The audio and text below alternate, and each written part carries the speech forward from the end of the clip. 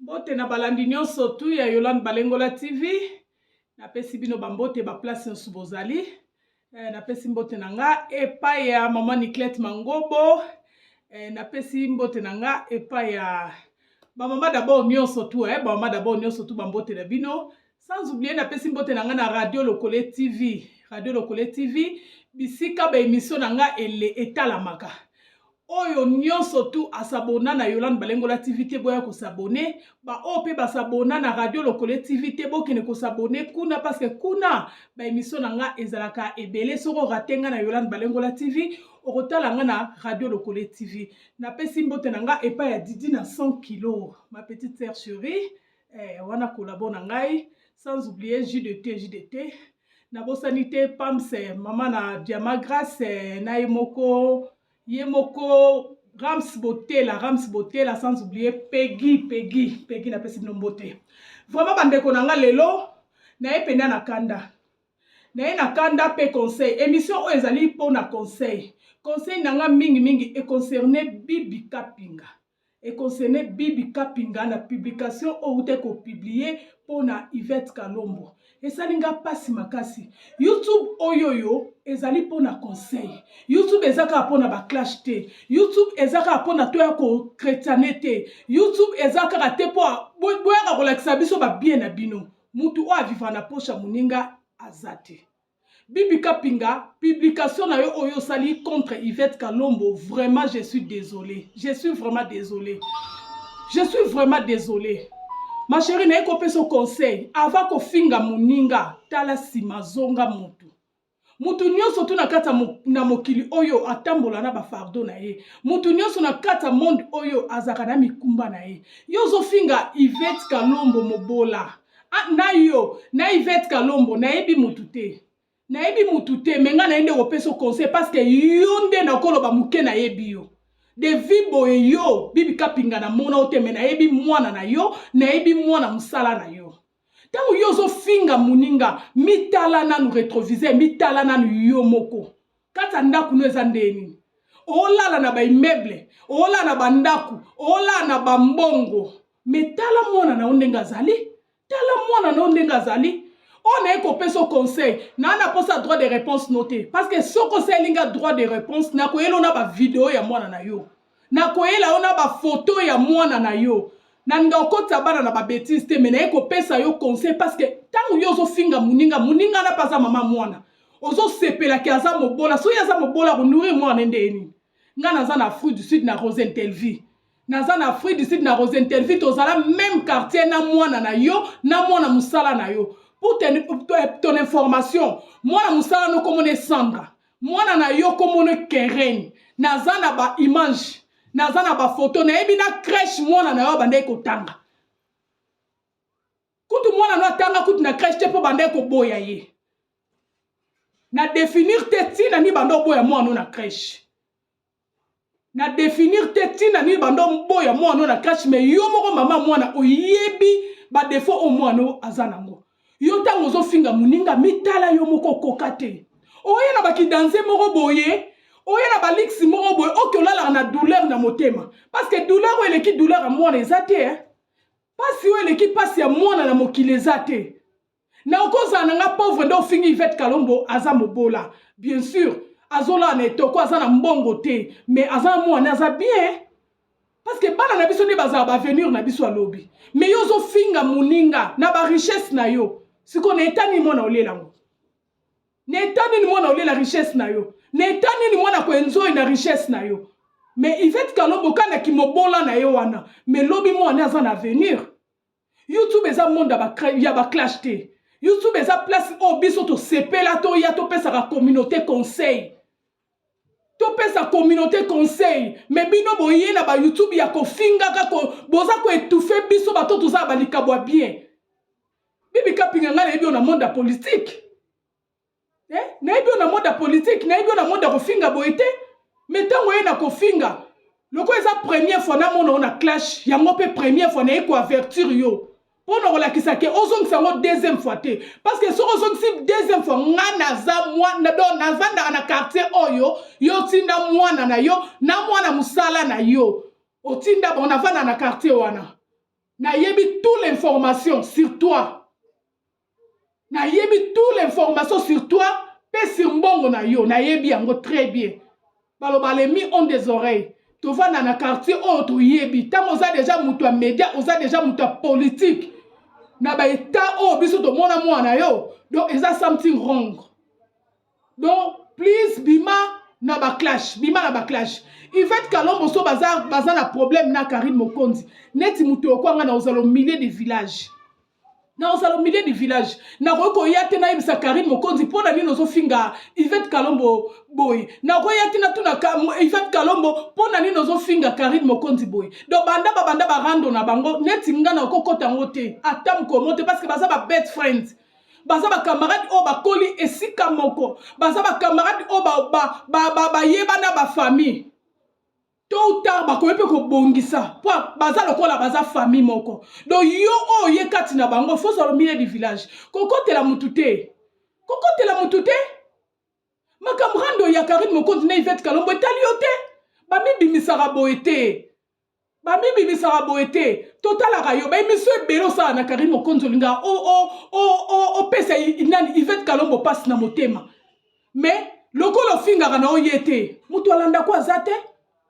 Mais t'as la publication, c'est un atangela bino, hein? C'est un atangela bino, makambo ya komi. Botala, atiena nous, na laxi bino nanwe.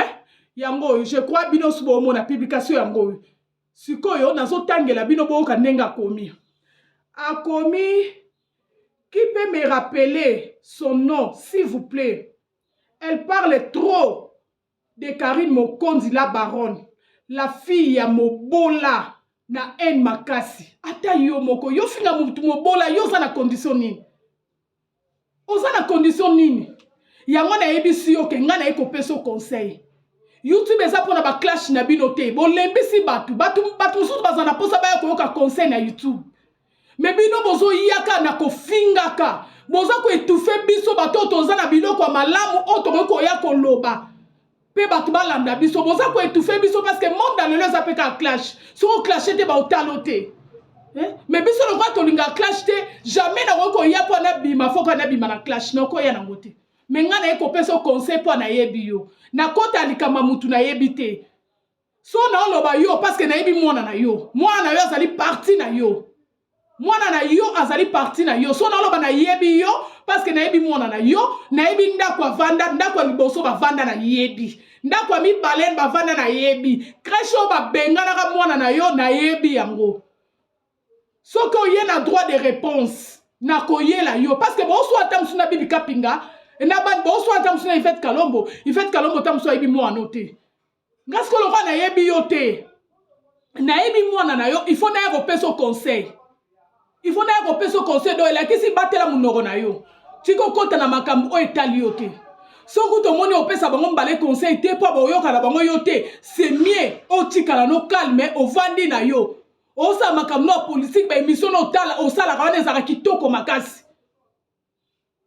To boy to ko loba o to yoka.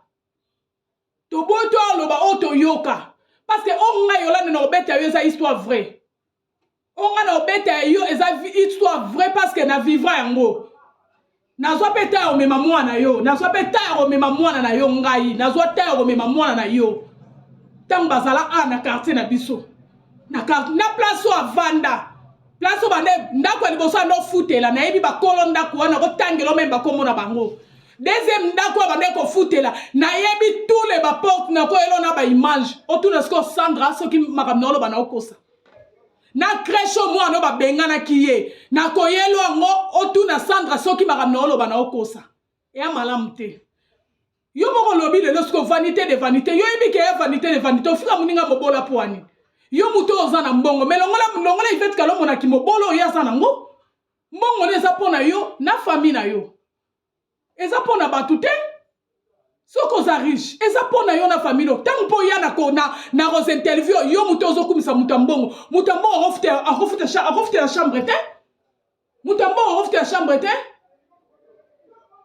mwana musano na mwana ba no va na via chambre te télévision na kati ya te yo kana mutambongo na via chambre télévision eza te bazaka na ka mbetu apamba mbetu na banzungu olambela esili mutu ambongo tango yo tinde mo na Afrique du Sud awa il fallait mo na fa na condition à luxe po yo za mutu ambongo amobola te il fallait mo na fa na condition à luxe tango balongona na ndako liboso ba to futa na cottage ona peka na mbetu apamba na malile ivero na mbetu apamba na banzungu apamba télévision otalezate mwana odota ano tellement bon na okota kutu na mwana te na opes na oyebiso kake na yebi yo poso na bina kota nyonso esa bien te nga na mama moboti na lingi yo sko bima na makambu wana salaka be misono ndo sa kitoko esalaka bien makasi to sepela nango makasi guerre ya Yvette Kalombo na Karine Mokonzi na nene ya kuto ndinga okota neti mtoko nga na okota te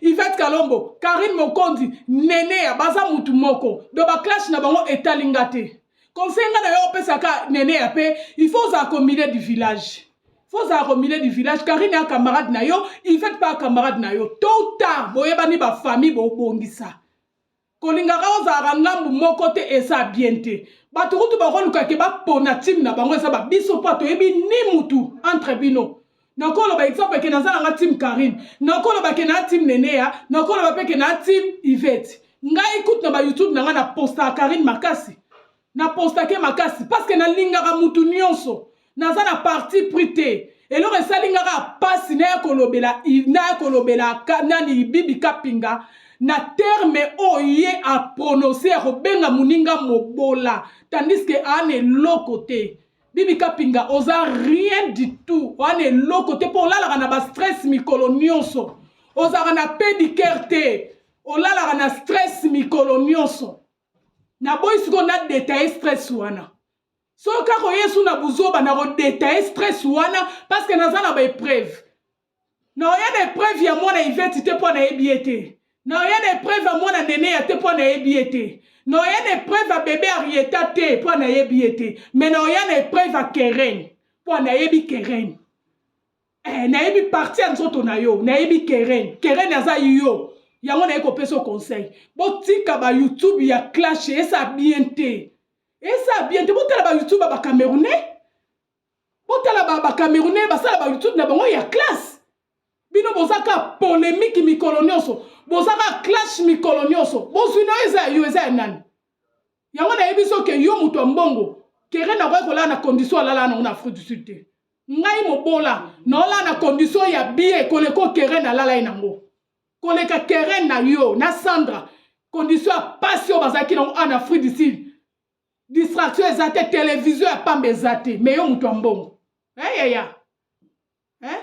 wezali mise en garde na europésa yo na bena okeyebele te na olobebele te za mise en garde soka o continue ko finga Yvette Kalombo komba fi oyo lobaki ba peso kombo ngasko na pesio Yvette Kalombo ngana mwana komina Kinshasa ne grandi Yvette Kalombo aza mwana lingwala Karine Mokonzi a mwana lingwala na yeba bango na Kinshasa te na eko yeba bango ka na monde YouTube nenga mo pe na za mama YouTubeuse na boya ngote menga YouTube na ngeza ya clash te YouTube na ngeza ya propre pona otikala ko finga ta mukolo moko te parce que ndenge na quality na komi boye na tikala ko finga te donc no yo finga pona YouTube te ce qui conseille no yo pesa conseil na pesi yo arrêtez au finga bat babola parce qu'on est l'autre côté arrêtez ko finga batu babola so po finga ta Yvette Kalombo to finga mutu musumo bola ngana oyelo sko na ba épreuve na ebiso déjà na oyena ba épreuve a Keren na oyena ba épreuve a Sandra nanu o azalo kwa mama ya Keren deuxième mama ya Keren na oyela yo na oyelo ba photo na oyelo ba ndako bonde ko vanda na oyela yo wana deuxième émission na promettre déjà soki oye lisusu na crèche ofinga batu babola Bibi Kapinga ngana oyela yo poza le lokote conseiller malamu aza au milieu du village ka ndenga na yebiso na kokota makamba bato na yebite bato bayeba na bakoma lokwa famille na kokota makambu na bango te problème ya Karine Mokonzi na